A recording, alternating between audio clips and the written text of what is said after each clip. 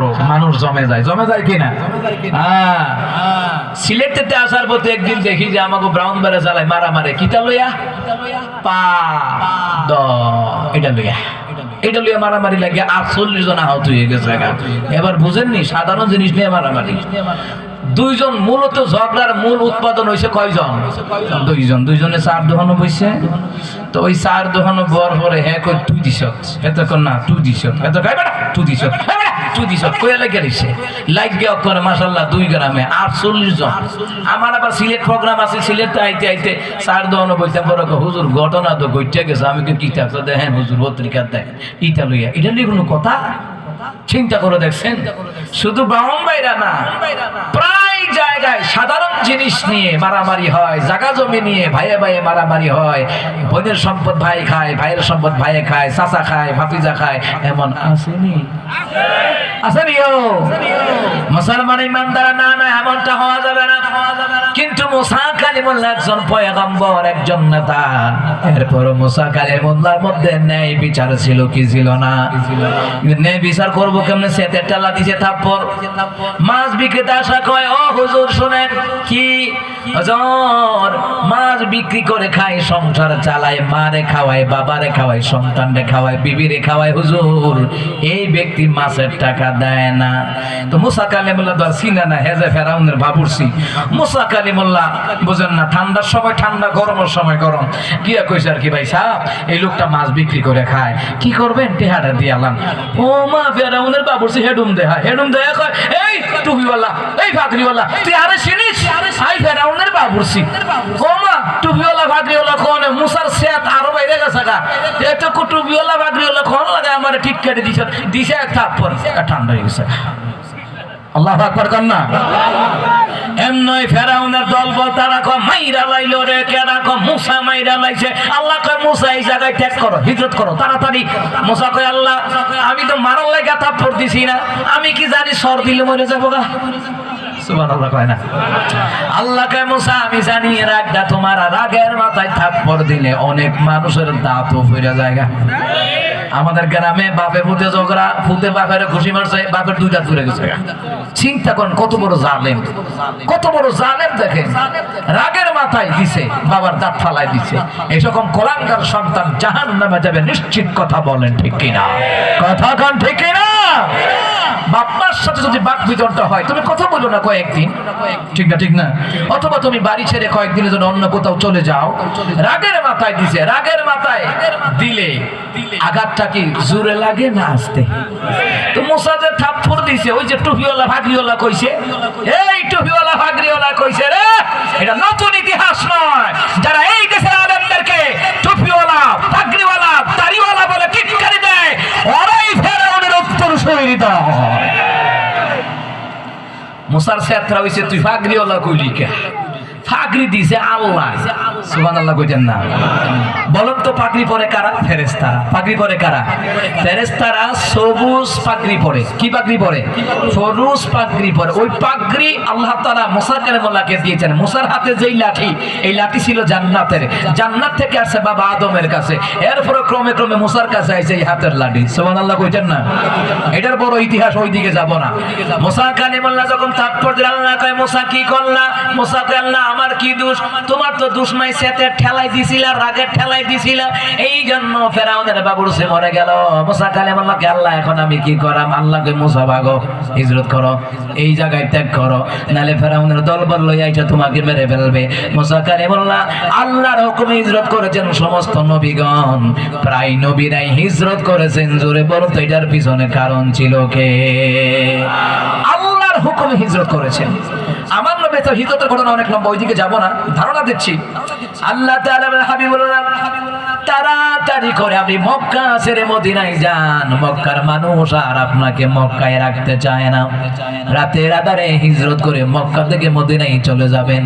আল্লাহ রাব্বুল আলামিন জিবরাইলকে দিয়ে কোরআনের আয়াত নাযিল করে দিলেন, দোয়া ও শিখাই দেওয়া, রব্বি আদখিলনি مدخل صدق وأخرجني مخرج صدق واجعلني من لدنك سلطانا نصيرا সুবহানাল্লাহ বলতেন না হিজরত করেছিলেন কার হুকুমে আল্লাহকে মুসা মাগো মুসা কয় আল্লাহ রাগের মাথায় থাপ্পড় দিয়েছি মারার জন্য না ও যেন সংশোধন হইয়া ভুল স্বীকার কইরা মাছ বিক্রেতার টাকা যেন দিয়া দেয় এই জন্য আল্লাহ তাআলা আমি তাকে নসিহতমূলক একটা থাপ্পড় দিয়েছিলাম আমি কি জানি এতে মরে যাইব গা সুবহানাল্লাহ কইতেন না মুসা কালিমুল্লাহ বনে ইসরায়েলের লোকেরা টিটকারি দেয় মুসা কালিমুল্লাহ রে আপনারা দেখবেন যেই কথা কইলে মাইনছে সেতে এইটা আরো বেশি কম কথা কয় না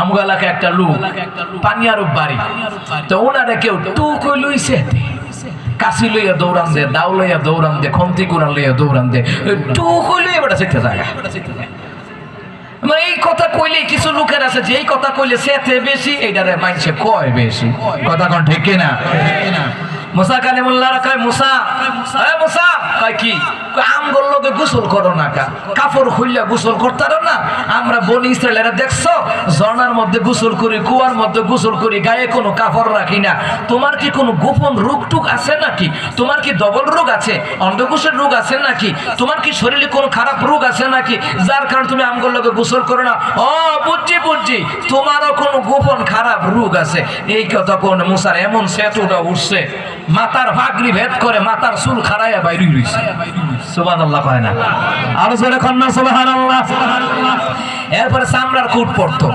সৌদি আরবে আরব বিশ্বে আপনি দেখবেন যে চামড়ার কোট আছে না চামড়ার কোট পরতো মুসা কালিমুল্লাহ বনি ইসরায়েল যখন সেটাইতো চামড়ার কোট ভেদ করে শরীরের পশমগুলা খেজার কাটার মতন দাঁড়াইয়া বাইরে যাইতো গা এমন রাগ আল্লাহু আকবার বলতেন না মাঝে মধ্যে দেখেননি বকরি যে ঝগড়া লাগে ছিলেন না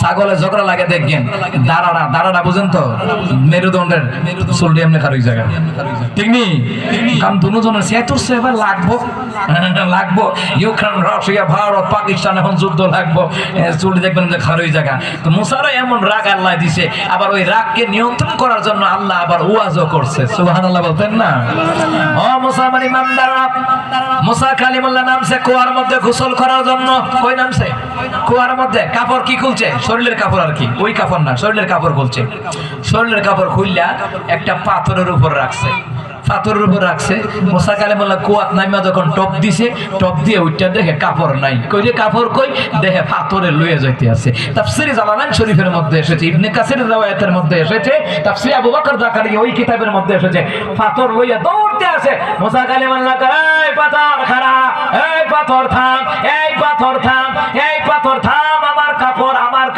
আমার কাপড় বলতে বলতে মুসা কালিমুল্লাহর আওয়াজটা বনি ইসরায়েলের কানে গিয়ে বসলো এরা আবার জুয়া খেলা বেরিয়েছে জুয়া খেলা আছে নি মনোযোগ ধরিন না ইস্কার হইতম টাকা আমাকে কি জানি কয় আল্লাহ জানে এটি লইয়া বইয়াতে আর কি যদি জুয়া খেলে কয় কেটে ডাকে আমার কাপড় সাইয়া দেহে মুসা কালিমুল্লাহ দৌড়তাছে পাথরও দৌড়তাছে তারপরে পাথর এমন জায়গায় থামছে বনি ইসরায়েলের যেহানো মিটিং বইয়া জুয়া খেলে ইহানো থামছে মুসা কয় অক্ষণে থামছ এর আগে থামতার সত্তা আমি চাইছিলাম আমার শরীরটা দেখাইতাম না তুই তো দেখানোর কাম করলি আচ্ছা কাপড়টা নিয়ে পড়ছে গায়ে লাগাইছে এইদিকে বনি ইসরায়েল কয় দেখেছো আমরা ভেবেছিলাম মুসার কোনো অন্ডকোষের রোগ আছে কিংবা গোপন কোনো খারাপ রোগ আছে আশ্চর্য ব্যাপার কি দেখতে পেলাম যে মুসা কালিমুল্লাহর শরীরে একটা দাগ পর্যন্ত নাই মুসা কালিমুল্লাহকে আল্লাহ পাথরের কামটা দেখছনি আল্লাহকে পাথরের কাম পাথরে করছে না আমি করাইছি